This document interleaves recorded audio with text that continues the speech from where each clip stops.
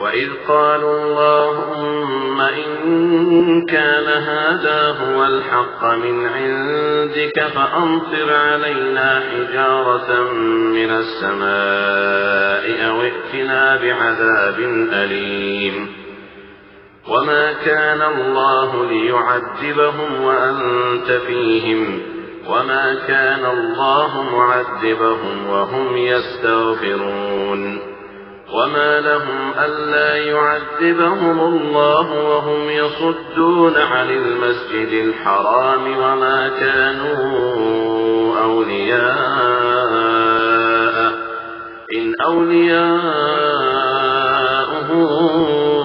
إلا المتقون ولكن أكثرهم لا يعلمون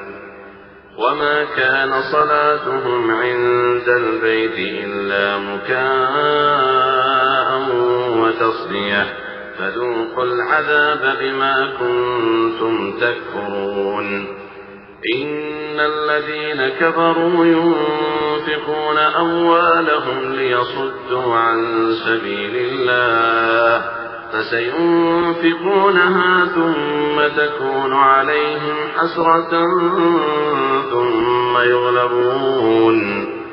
والذين كفروا إلى جهنم يحشرون ليميز الله الخبيث من الطيب ويجعل الخبيث بعضه على بعض